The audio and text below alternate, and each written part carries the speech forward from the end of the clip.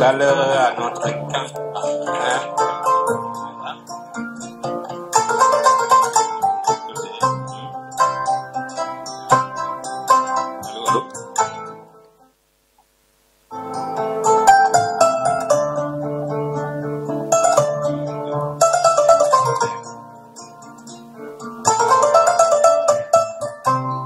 Voilà. Mesdames et messieurs,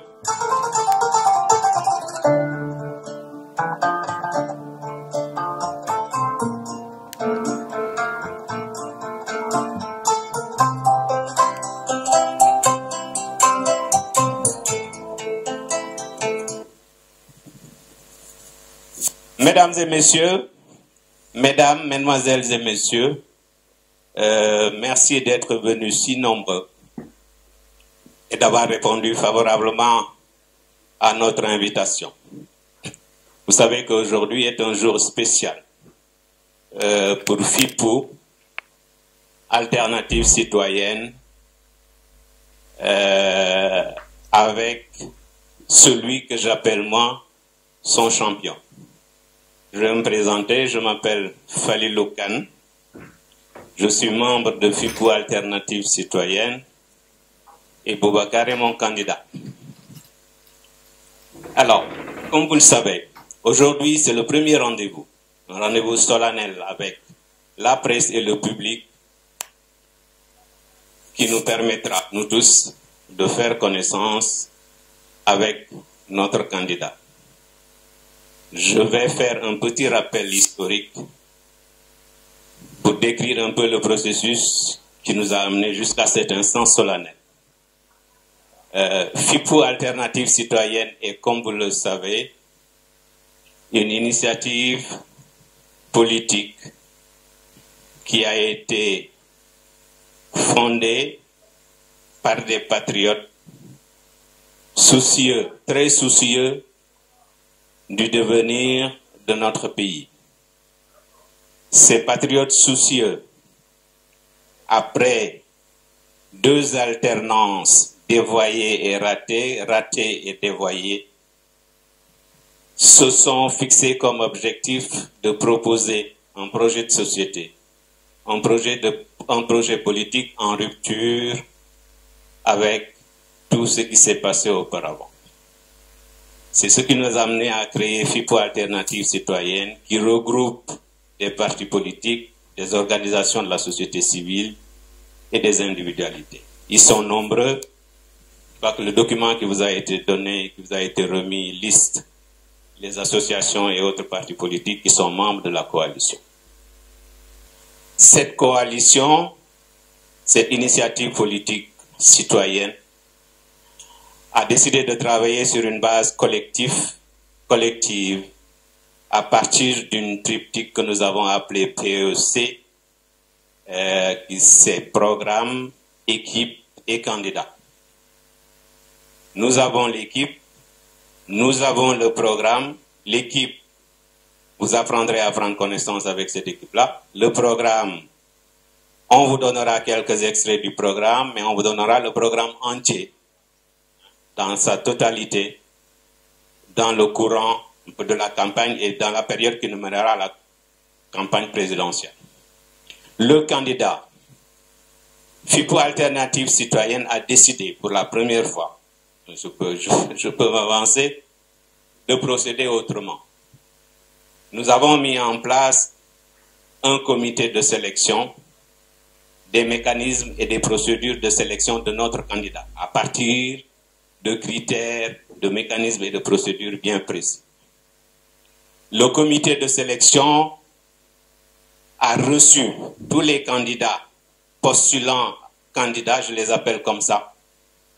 les a écoutés, les a auditionnés, a regardé leur CV, a échangé avec eux sur la compréhension qu'ils avaient de la vision de FIPO Alternative Citoyenne. Ce comité de sélection-là a fait son tri. Je signale que c'est un comité qui a été composé de personnalités indépendantes de FIPO et dont la crédibilité ne fait aucun doute. Après ce travail de comité de sélection, Le travail a été soumis à un jury d'honneur composé des partis, des représentants des organisations membres de FIPU et de nos représentants dans les différents départements de tout le Sénégal. À la suite de ce processus, M. Boubacar Camara, ici présent, a été choisi comme candidat de FIPU Alternative Citoyenne pour l'élection présidentielle de février 2019. Donc, ce n'est pas, je crois que je peux m'affirmer, c'est le seul candidat non autoproclamé, NAP. Il ne s'est pas levé un jour pour dire Maïwaja Mangini. Il est sorti d'un processus que nous avons mené jusqu'au bout et qui est vraiment une nouveauté, une innovation dans le paysage politique de notre pays. Donc, je m'en vais rapidement vous présenter celui qui est notre candidat et qui va gagner, Inch'Allah, les élections de 2019.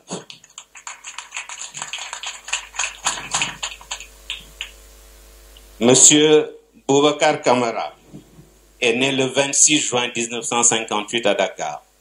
Il a grandi entre la Sicap Rudis et la banlieue dakaroise à Grand-Yoff.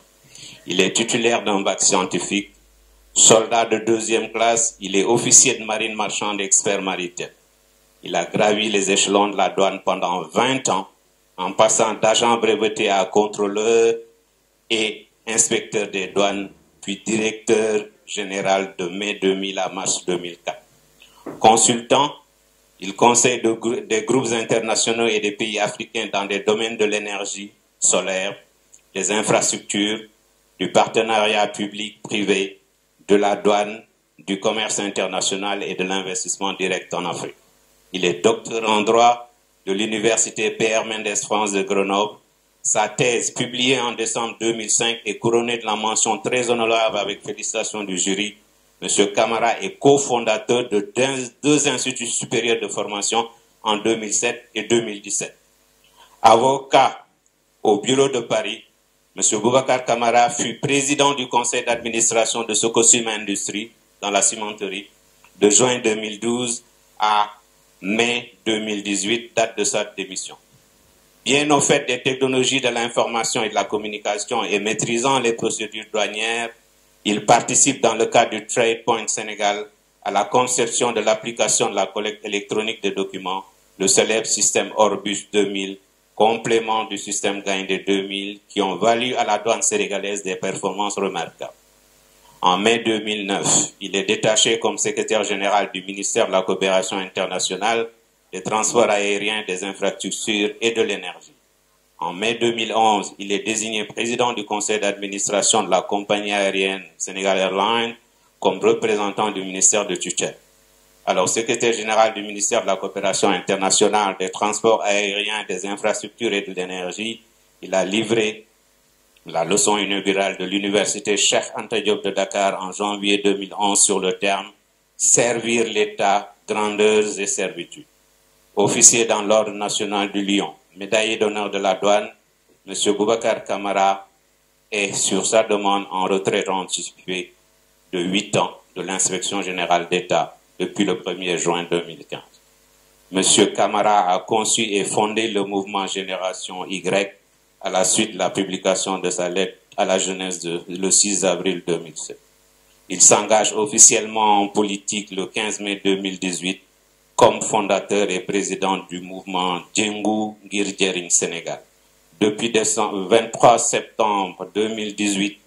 il est désigné candidat de la coalition politique FIPU, Alternative Citoyenne, à l'élection présidentielle du 24 février 2019, que nous allons gagner, Inch'Allah, encore une fois. Merci. Voilà.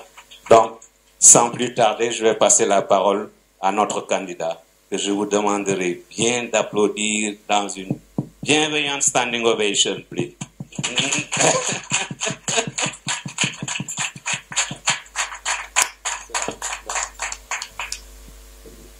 Merci. Merci, M. Khan, cher coordonnateur Monsieur Mohamed Salsaou, cher ami, Monsieur Ibrahim Silla, chers invités, je vous salue chaleureusement et vous remercie d'avoir bien voulu répondre à notre invitation. Comme vous le savez, j'ai été choisi par la coalition FIPOU, Alternative Citoyenne, comme candidat à l'élection présidentielle du 24 février 2019. Je remercie tous les membres de FIPOU et toutes les personnes extérieures qui ont contribué d'une façon ou d'une autre au déroulement normal d'un processus inédit, innovant, équitable et transparent qui a abouti au choix porté sur ma modeste personne. Je voudrais tout particulièrement remercier, féliciter et encourager le professeur Silla qui est à mes côtés, qui a été mon challenger pour son fair play et son soutien spontané. J'accepte solennellement cette désignation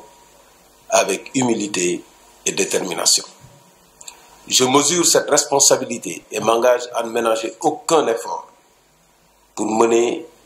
à la victoire finale notre grande coalition. Depuis ma déclaration d'engagement politique du 15 mai 2018, au nom du mouvement politique Yengou, Ngir Jëriñ Sénégal, je me suis évertué à rechercher le plus large consensus avec l'opposition pour faire face au régime actuel dont l'échec est patent. C'est ce qui a motivé mon adhésion à la plateforme FIPOU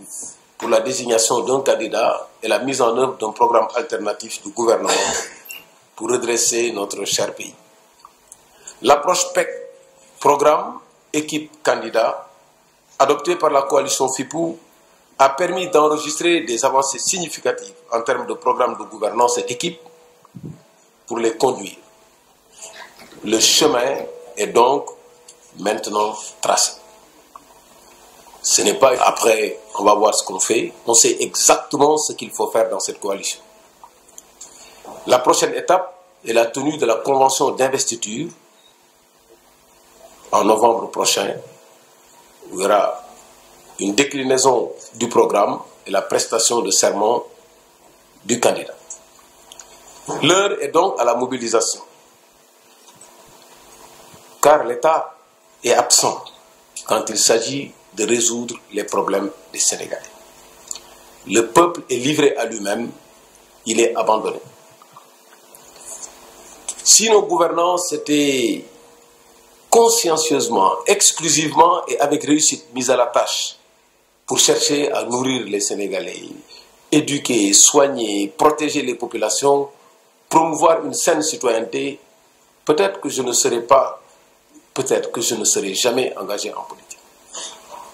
Si j'étais certain que les inondations dans lesquelles j'ai pataugé dans mon enfance à Grand-Yoff ne seraient pas connues par nos petits-enfants, je ne me serais jamais engagé en politique. Enfin, si j'étais sûr que les ressources publiques sont sauvegardées dans l'intérêt de tous et du Sénégal, en tenant compte des générations futures, je serais loin de l'arène politique. En vérité, nos gouvernants ne s'occupent que d'eux-mêmes et de leurs familles. Leurs partisans, et encore pour les partisans, leurs amis, proches et courtisans. Ne constatez-vous pas que l'éducation, la santé, la sécurité sont non seulement négligées, mais sont de fait privatisées? N'avez-vous pas observé que la justice, l'administration et la citoyenneté sont dévalorisées et politisées? Les gouvernants n'ont aucune excuse pour justifier cet échec. Les ressources naturelles sont disponibles au Sénégal. Des ressources humaines bien formées, qualifiées, imbues des valeurs qui fondent notre nation et forgées dans une confiance en soi inébranlable sont à disposition. La stabilité et la paix sont au rendez-vous. Il suffit de le vouloir pour transformer radicalement et positivement notre beau pays. Des secteurs essentiels constituent le ventre mou des politiques publiques. Ils feront l'objet de réformes en profondeur. On peut dire sans aucun risque de nous tromper qu'un Sénégal prospère bâti par un capital humain épanoui est à notre portée. Pourtant, les Sénégalaises et les Sénégalais souffrent. Chacun, en silence, dans les maisons, les ateliers, les entreprises, les marchés, les administrations, les hôpitaux, les rues, les écoles, les prisons, les daras, les champs, la diaspora, sur les routes, en mer, dans les pirogues de l'aventure vers Barça ou Barça. Partout, les Sénégalais souffrent. Par dignité et par pudeur, chacun d'entre nous cache sa souffrance et fait semblant de s'en sortir. Cette lame de fond ne peut pas être enveloppée par le brouhaha et la clameur que nous servent les gouvernants, qui se sont bouchés les oreilles et qui ont mis des œillères.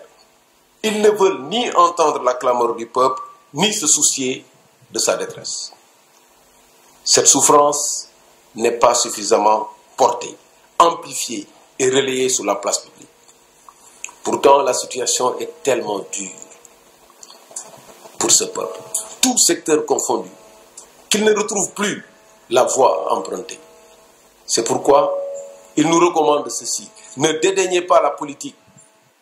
mais faites-la autrement dans l'intérêt exclusif du peuple. Une voix intérieure me dit, porte la voix du peuple qui souffre de l'abandon. Sois la voix des sans-voix. Trace et emprunte avec tous le chemin du bonheur du peuple réduit au silence. Sois la voix des sans-voix contre les prédateurs sans foi ni loi. Je ne peux pas rester sourd à cette interpellation. J'accepte donc d'être le porte-voix qui montre la voie et qui s'engage de façon irréversible, sans hésitation,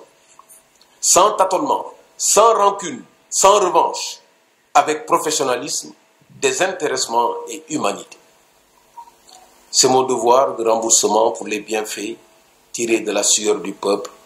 qui dicte mon engagement patriotique. Formons ensemble le rêve de faire retrouver le bonheur aux Sénégalais et de rétablir leur dignité. Le vrai bonheur cette fois-ci, pas celui des vendeurs d'illusions. Pour ce faire, au cours d'un mandat de rectification durable, l'autorité et les capacités d'intervention de l'État seront renforcées dans le cadre d'un territoire bien aménagé. La dépendance vis-à-vis de l'extérieur sera réduite et la sécurité des citoyens garantie. La terre, l'eau, les infrastructures, les transports seront gérés avec compétence et sérieux. La promotion du mérite sera de rigueur, les dépenses publiques seront rationalisées, la politique s'arrêtera à la porte de l'administration. Le cadre politique, institutionnel, légal, social et environnemental sera revu pour assurer, par le biais d'une constitution consensuelle, avec comme référentiel l'esprit et les orientations des assises nationales ainsi que les recommandations de la Commission nationale de réforme des institutions. Réduction des pouvoirs du président de la République. Transparence dans les règles de dévolution du pouvoir. État de droit. Séparation effective des pouvoirs. Paix sociale, environnement sain des affaires et bonne gouvernance. Prévention contre les détournements des deniers publics et la sauvegarde des biens publics. Les institutions seront réadaptées aux besoins et aux moyens de l'État. Le rayonnement international du Sénégal et les efforts pour l'unité africaine seront au cœur de notre diplomatie. La justice sera arrachée des griffes de la politique. Le travail sera valorisé à travers, d'une part, une entreprise compétitive et d'autre part, un travailleur aux revenus décents, accédant à l'habitat social et bénéficiant d'une retraite convenable. Les femmes et les jeunes seront privilégiés, dans les centres urbains comme en milieu rural, pour une autonomisation durable, un accès à la commande publique, un juste prix pour les récoltes, l'accès à la qualification professionnelle, à la ressource foncière et financière, à l'équipement, au savoir-faire, en emploi décent, l'aménagement d'un environnement sain contre les travers de la société moderne, la constitution de richesses réservées aux générations futures et aux personnes vulnérables, invalides, à mobilité réduite, enfants, malades, etc. Vous le voyez bien, la tâche est immense et sa réussite nécessite l'apport de tous. C'est pour cette raison que la plateforme FIPOU reste ouverte. Les consultations se poursuivent en vue d'attirer et de rassembler tous les partis politiques, mouvements citoyens, organisations de la société civile et groupes socio-professionnels, y compris d'autres candidats déjà déclarés, qui partagent les mêmes objectifs patriotiques de rupture avec le régime prédateur actuel. FIPO Alternative Citoyenne, par ma voix, lance un appel à tous les mouvements et organisations susceptibles de se retrouver dans le cadre d'une coalition élargie pour constituer un front uni comprenant un nombre limité de candidats en mesure de mettre fin au régime du président sortant en 2019. Vive la coalition FIPO Alternative Citoyenne, vive le Sénégal. Merci. Après, on va voir ce qu'on fait. On sait exactement ce qu'il faut faire dans cette coalition. La prochaine étape est la tenue de la convention d'investiture en novembre prochain, où il y aura une déclinaison du programme et la prestation de serment du candidat. L'heure est donc à la mobilisation, car l'État est absent quand il s'agit de résoudre les problèmes des Sénégalais. Le peuple est livré à lui-même, il est abandonné. Si nos gouvernants s'étaient consciencieusement, exclusivement et avec réussite mis à la tâche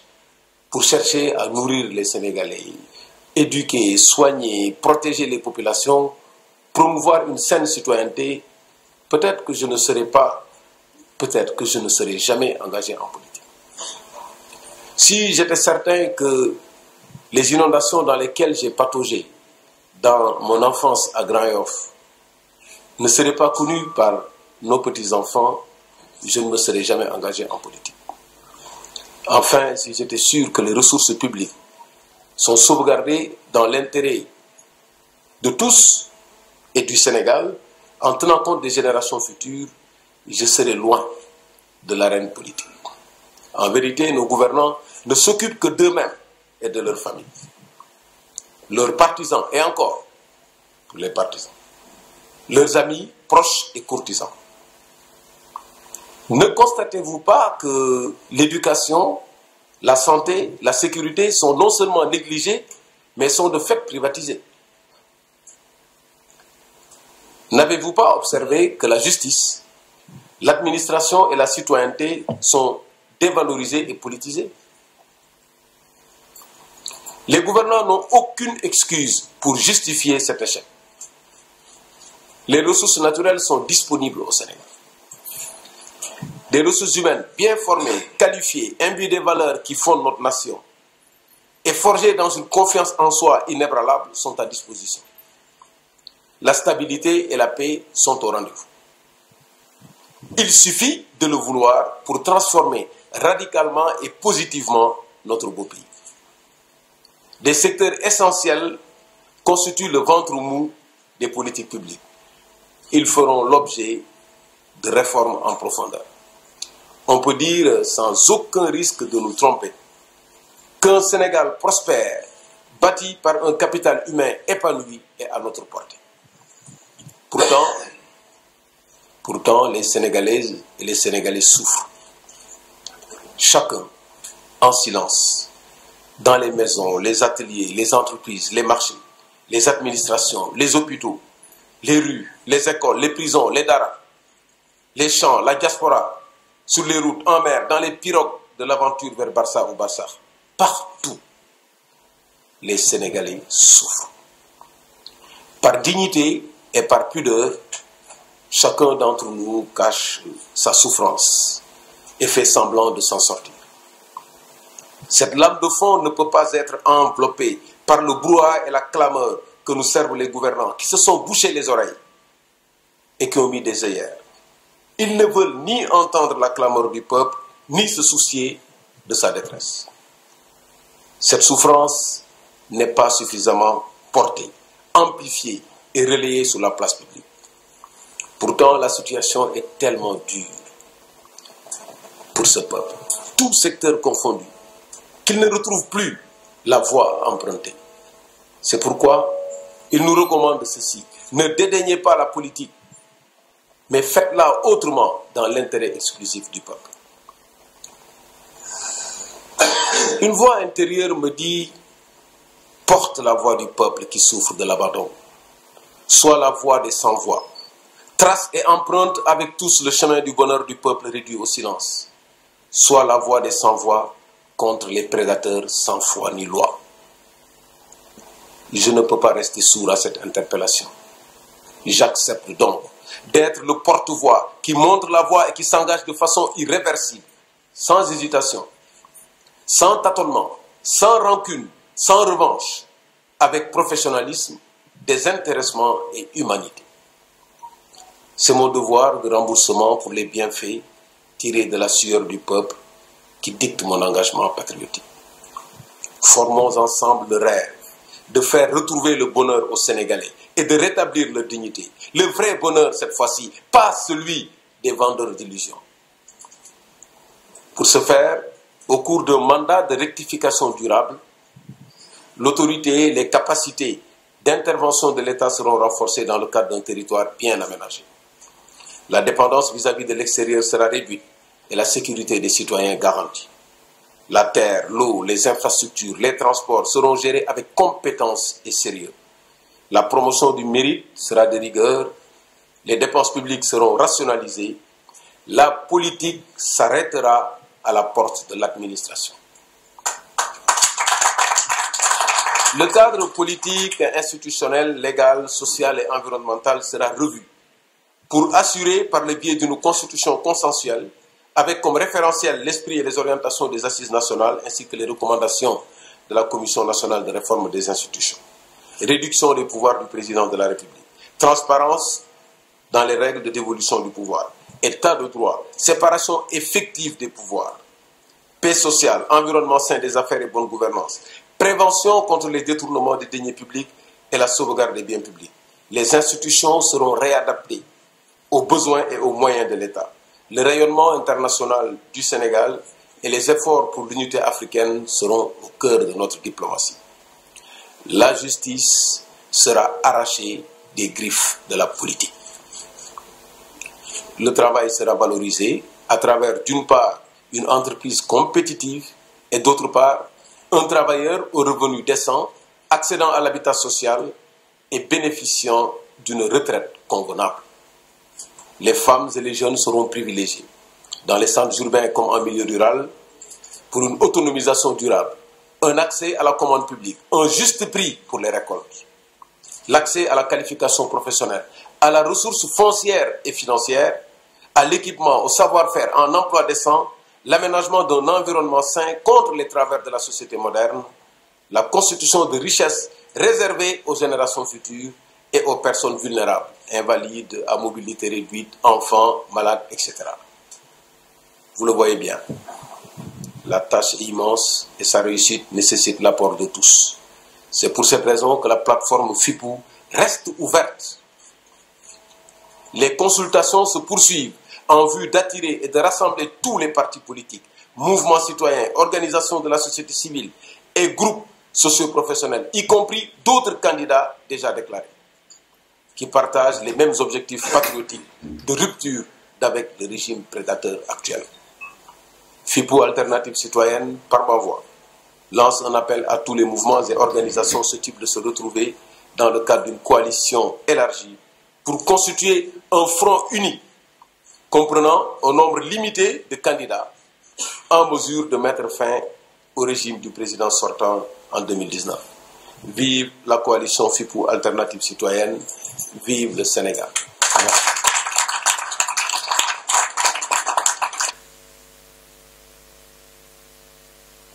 kon jërë ngeen jëf mbokk yi asalaamaaleykum wa rahmatullah ñu déglu kàddu yi nga xam ne moom la monsieur le président Boubacar Camara wax te kàddu yépp am solo ni mu ko lakkee ci nasaraan mu fas yéene ko defee ci olof ngir ñëpp mën koo déglu kon mu mel ni kii kenn dootu ko laajte di sant bu baax sëñ Fallou Kane ci kàddu yi mu yëkkati muy kàddu présentation yu am solo daf ko ci anam bu mucc ayib kii mooy Boubacar Camara mu ngi gane àdduna le 26 juin 1958 fii ci Ndakaaru ci Dakar fii la gane àdduna waaye yaroo nag ci diggante fii nga xamante ni mooy Sicap Rue 10 ak Grand Yoff ci Ndakaaru Boubacar Camara mooy kan inspecteur général d'État la bu def retraite anticipée ci sàkku téefam mu dese ko juróom-ñetti at Sénégal ñor ko mu bàyyi li muy def ñëw waaye it jiite na fi douane entre 2000 ba 2004 nekk directeur général bu douane liggéey ci liggéey bu mucc ayib nañ ko waxee léegi gaynde 2000 xalaatam la ak yeneen yu bari ci jamono yi 2001 mu yëkkati douane jëlee ko ci koom-koom bu suufe yóbbu ko ci koom-koom bu kawe ci ban anam moo njëkk a aj baar bi yëkkati 200 milliards dugal ko ci budget Sénégal ci douane lu mus a am bu loolu jàllee mu nekk ki nga xamante ni moom Boubacar Camara docteur en droit la wàllu xam-xamam màcc ci wàllu woowee muy expert ci wàllu maritime xam nu ñuy yoree réew bu loolu jàllee ñeenti poste ministère yi nga xamante ni amoon na doole loolu ci réew mi muy infrastructure transport aérien énergie ak coopération internationale moom mii moo ko yoroon nekkoon secrétaire général ministère yooyu di ko doxal bu mucc ayib kon amul lenn lu ñuy nas ci Sénégal ci jamono jooju ci réew mi ak bitim réew te du jaar ci loxoom muy autoroute à péage yi tali yi ngi fiy gis ba ci aéroport bu bees bii yooyu yëpp ci loxoom la jaar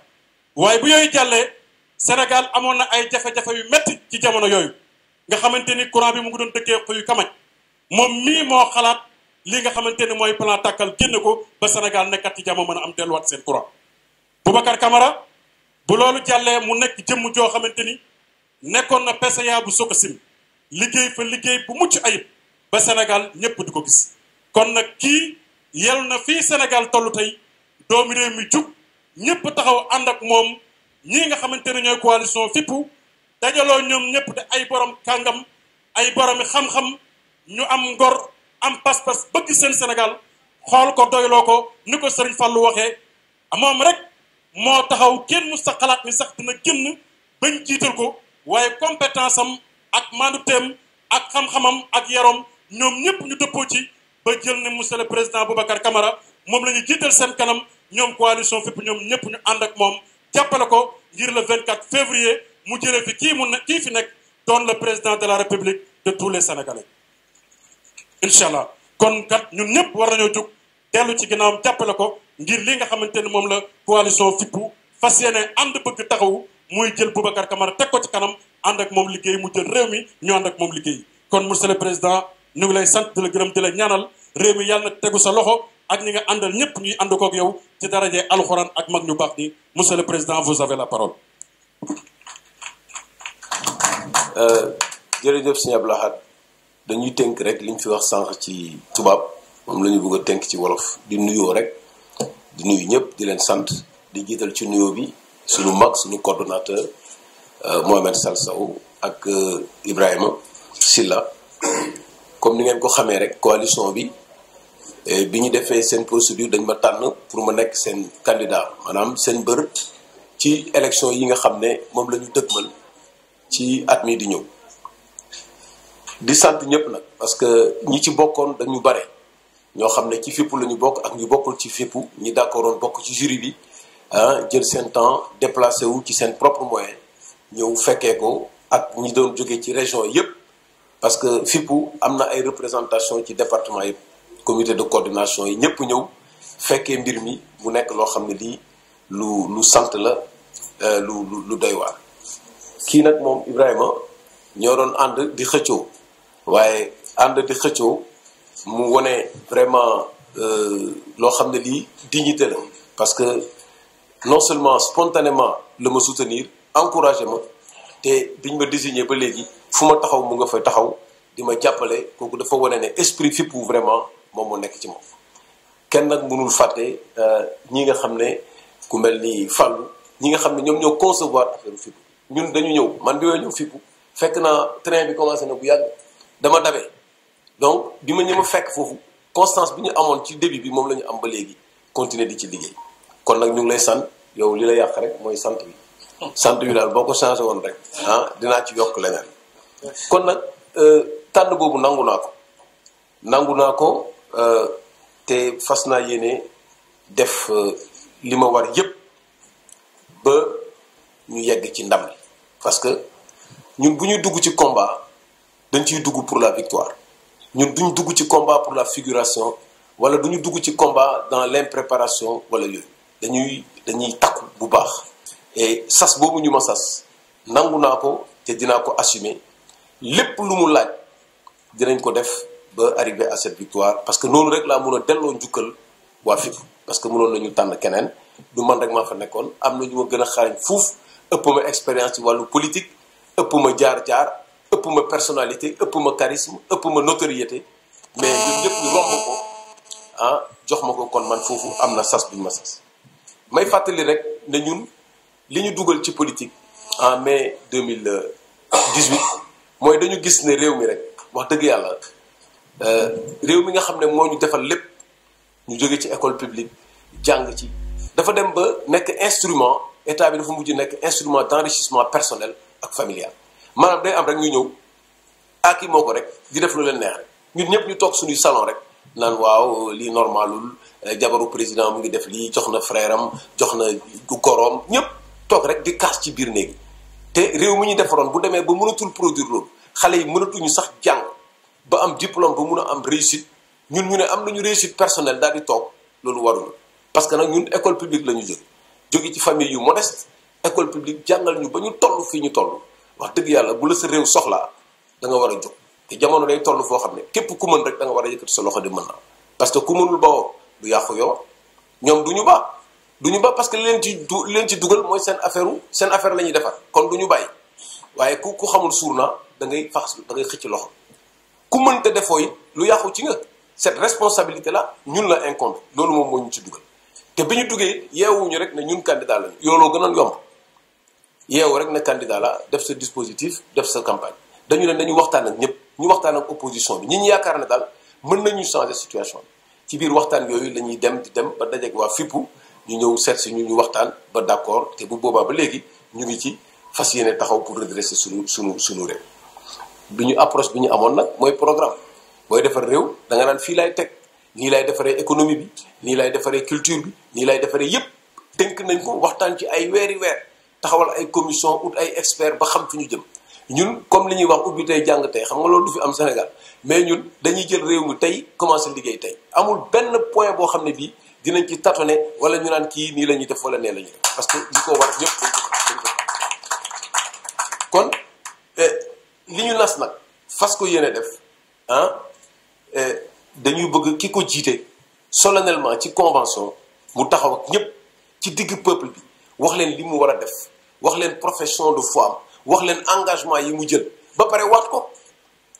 xanaa nag nit bu waatee déggoon nañ fi ñu def lu ne wax fi lu ne répétati ne dañuy def mandat 5 ans lu nekk ñu wax ne la patrie avant le parti yëpp déggoon nañ ko fi mais après foo mujj furaas parce que amul àndu nawle da ngay dajale ñaari nit ñett yu ànd ak yow rek nga jiite leen dem ñu topp sa gannaaw ñun soxlawuñu loolu man ñii nga gis ni ñoo ma gën a nekk ay kàngam te ñoom seen bopp duñu nangu loolu donc dañuy taxaw ci ay charte yu leer ci convention bi loolu nag innovation la histoire du Sénégal loolu dañ ko ci war a bind te yéen journalistes yi kenn du leen jàngal seen liggéey yéen a war a xam ne c'est la première fois dans l'histoire du Sénégal qu'on a ce processus de sélection qui a abouti de façon heureuse à ce niveau-là donc tey nag li des rek mooy jóg taxaw dafa jot nguur gu tële nguur goo xam ne dafa bàyyi askan wi ak boppam nguur goo xam ne dafa sànni askan wi li koy faj rek mooy nga combattre pour mu jëli fi amul beneen pexe amaat na sax bu fekkoon ne liggéey nañu li ñu war a liggéeyee ñun ñëpp duñu dugg ci politique bi parce que ku nekk ak sa vocation am na ñoo xam ne ñi politique moom moo nekk seen vocation mais réew day toll fu nga xam ne kenn mënatul wax duma politique da nga naan kay duma politique ñii di daan politique ñëw jox nit ñi ay t-shirt jox leen ay sandwich jox leen ay nu mu tuddati ay sifflet ki ay éventail ñu topp la nga joxe 2000 francs dugal leen ci car ñu dem voté ji bu ñu fa jógee am problème yu dul jeex ànd nañu fii wër dëkk bi yëpp Sénégal yëpp wër nañ ko soo gisee situation yi nit ñi di maanaam Mbacke di mun na ko seede dem nañ fii ronx boo gisee situation bi nit ñi di vivre foofu fekk taw bi ak ndox yi nga dem mbundum barrage même chose dëkk boo dem même fii fu gën a jege Tivaouane Peulh xale yi bu ñu wasinee ci panne lañ leen di dugal pour uti centre de santé bu ñu leen dugal Sénégal bi fii donc souffrance boobu kenn gisul ne mën na tëj te xeex politique amul. kon nag ñun ñii nekkoon xale fii Grand Yoff di patax ci poto yi même poto yi ñu daan pataxee la suñu sët yi di pataxe 58 ans d'indépendance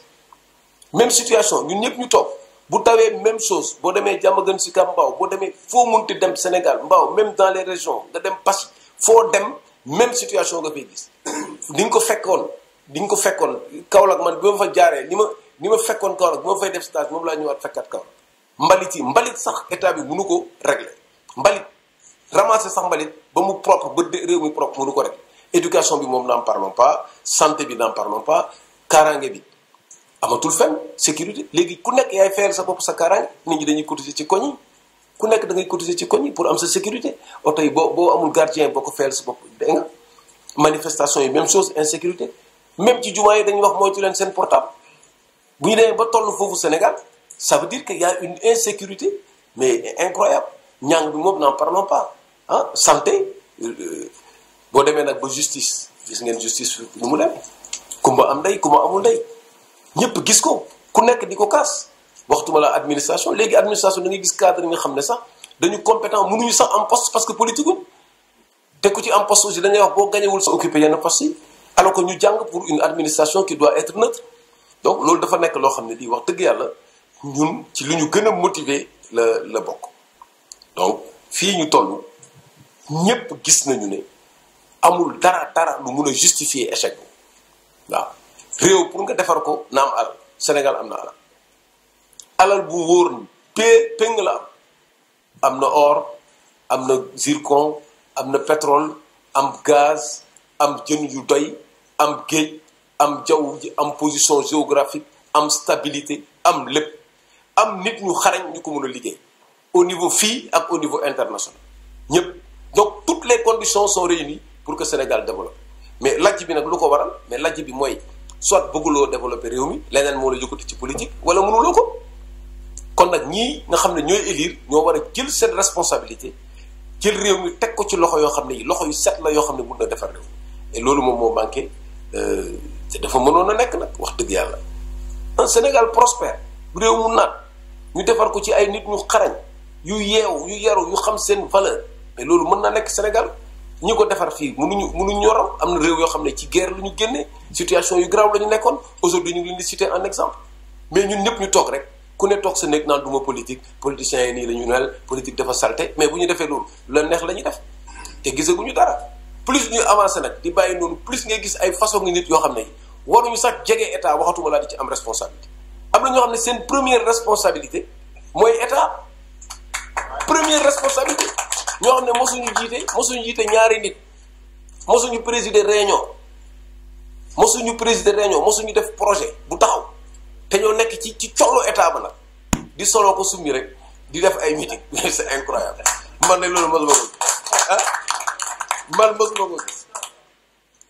kon métit bi nga xam ne moom la Sénégalais yi di dund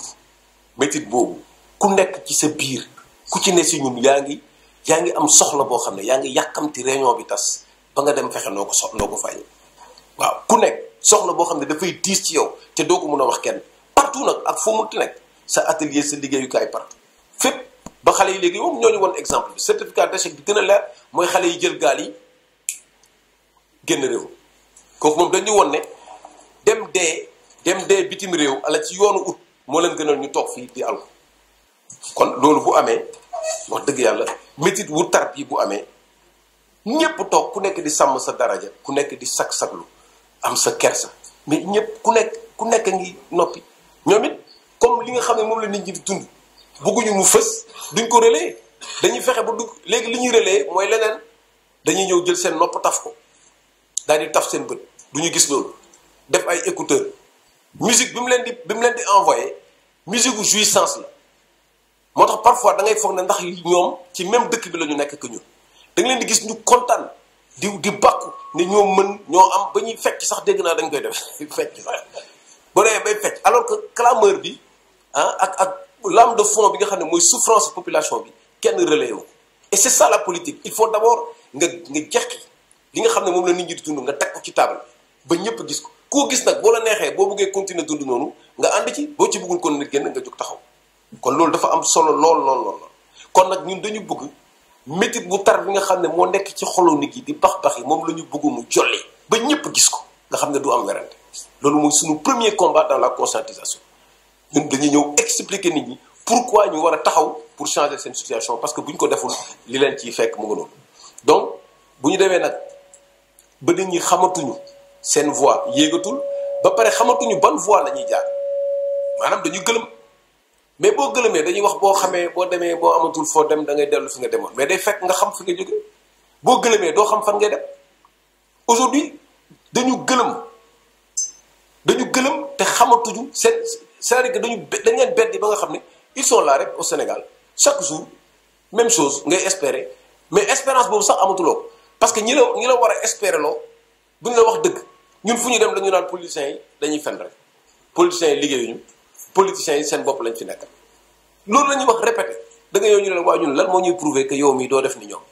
ah su oto bi boo poussé dañ la poussé nga tàkk da ngay dem bàyyi ma ne leen waxuma kenn mu pousse ma tàkk man dama gaare oto bi ne nañu duggandoo daal di développé ci suñu Sénégal waaw kon nag affaire u Messi yooyu ñëw ne maa fi nekk man maay développé Sénégal loolu amul fenn kooku ku koy wax dafa fekk mosoo xam lan mooy état wala nga xam lan mooy boo xasee ba yoree dossier état xam nu mu tàngee ak li mu laaj li ngay soxla ci force sax xamuloo ko da ngay soxla Sénégal yëpp participer ci du loo xam ne li ñëpp ci xej liggéeyu état mais malheureusement fii da ngay gis ku yeewu rek commencé wax ñun nag cey Fatim bi nekk ci ñun ak yar bi ñu yar ak fi ñu jaar toujours dafa am lu ñu yee loo xam ne dafay mel ni da lay fëgg guddi naan la Boubacar est-ce que am nga droit def lii Boubacar est-ce que war nga taxaw di seetaan li jógal Boubacar jógal soit la voix des sans voix la voix avec X la voix avec E des sans voix nga ñëw taxaw wax mais da ngay gagné mais sénégalais yi bu wax dofee tam noppi koy dégg dofuñu mais sénégalais ñor nañu xomm fi mu nekk nii pour le changement mais il faut se mobiliser changement nag bu toog sa kër rek di critiquer da ngay jóg taxaw dugg ci terrain bi ñafe c'est ce qu'on a fait pour s'installer partout au Sénégal donc loolu dafa am importance ñun nag mënuñu noppeewaale loolu loo mën a muñaale dafa am góom yoo mën a muñaale ak yoo mënul muñaale kon nag ñun jóg lañu fas yéene def gindi nit ñi fexe ba gëlëm bi ñu nekk ñu jóge fa lépp jaar yoon ñu rêvé nag ensemble waaw bànneexu dund dafa mun a am Sénégal maanaam bonheur waaw ñu def coppite boo xam ne dafay sax coppite boo xam ne bu ñu ñëwee tey suba ñu defaat ko xoolal Sénégal fii ñu toll aujourd'hui fii ñu toll Sénégal toujours ñu ngi wax affaire élection bés bu nañu indi ci benn coppite boo xam ne bi discussion bu dul jeex la aujourd'hui waroon nañu am benn stabilité ci loolu waroon nañu am benn stabilité ci pouvoir du président bi mais loolu yëpp ñi koy def ñëpp c'est pour rester au pouvoir et ñaari yëf moo ci ëpp caractéristique benn bi administration politique bi dugg na fa ba nga xam ne bu fa génn rek jaaxum dina am justice bi aussi politique bi da ko xosi ñu ne déet waay mu gàjj ko xam nga gàjj kanam mënoo ko nëbb gàjj kanam xam nga neexul nëbb parce que boo ko nëbbee da ngay muur sa kanam da ngay gis gàjj bi nii muy nàcc aujourd'hui c'est la catastrophe ci wàllu justice kenn wulootul justice investisseurs yi par commencer par les investisseurs ñi nga xam ne dañu war a dugal seen xaalis si dëkk bi da ngay am procédure mu demal la ci ay années da nga naa man dootuma ñëw Sénégal ak lan moo fi doon indi donc loolu bu amee responsabilité yi ñu situé ko ñun ñëpp dañu war a taxaw donc moo tax ñuy woote di bëgg ñëpp taxaw nekk benn liggéey ñu valoriser ko waaw bëgg am njëriñ bëgg ñàkk njëriñ mënul am il faut que nit ñi xam ne liggéey dafa am valeur te liggéey bi conditions yi ñuy wax état warul joxe emploi du dëgg état moo war a réunir toutes les conditions pour que emploi mën a am te loolu ci ni muy négocier état bu amul capacité de négociation bu nasaxee ci ni muy négocier ay ressources am nasax ci ni muy négocier ay partenaire am ak ni ñu dugg Sénégal conditions ñu fiy duggee évidemment emploi du am bu fekkee nit ku ñëwee indi ay entreprise am ne la sama entreprise fi nga ko jëlee matériel bi fi nga koy importer mais fan ngay joxe liggéey sa entreprise nationale doo ko def état bi moo amul capacité de négociation mais booy négocier di ci xalaat ay muquus ak ay la ciy jox doo déglu dara yow waa ji li may expliquer da nga ko naan gaawal pare nga am li nga ciy am dem sa yoon kooku kenn du ko jox réew c'est devenu dangereux le Sénégal est devenu un pays dangereux à cause de ses dirigeants et c'est ça la réalité et c'est pour ça que FIPU Alternative Citoyenne s'engage à mener cette bataille-là jusqu'au bout et yamuñu ci présidentielle yi dañ koy engagé aussi ci législative engagé ko ci municipal yi pour que partout les gens soient bien représentés donc loolu dafa am solo jigéen ñi ak ndaw yi aussi même chose il faut que ñu am autonomisation mën a accéder ci commande publique bi li ñuy joxe ci liggéey ñu mën leen ko jox et yenn marché yi boo ko gañee bu atteindre yenn niveau yi nga mën a am sous-traitance obligatoire pour ñu mën a am liggéey jigéen ñi ñaanuñu saraxuñu lebuñu dañu bëgg nga jox leen ñu liggéey bu ñu paree ñu fay la donc nga jox leen marché ñu liggéey jigéen ñëpp jàmbar lañu gis ngeen duñu mel kon nag gis ngeen ñoo bokk lépp Sénégal bi ñoo ko bokk ñun ñëpp dañu war a jóg taxaw moo tax fippu ubbeeku nekkul plateforme bay dañuy dajaloo c'est ñu ubbeeku si ñëpp même candidat yi nga xam ne déclaré ñu ngi continuer di waxtaan ak ñoom et incha allah dinañu arriver à des situations inédites yoo xam ne dina surprendre ñëpp donc loolu la ñu bëggoon wax di lancer un appel au nom de fippu pour que ñu am benn front uni benn langue koo xam ne ñëpp a ciy daje ñi nga xam ne dañu bëgg a changer réew maintenant peuple bi mooy décider élection peuple bi mooy décider nit ñi boo leen waxee ñu dégg dinañ la voter wala ñu bañ la voter ku nekk nag en fonction résultat yi nga am on verra naka la ñuy def ba mën a changer situation bi ba teg ko ci yoon ba nga xam ne kenn du am loo xam ne lii daf la naqari kon nag ñu ngi leen di gërëm di leen sant wasalaam merci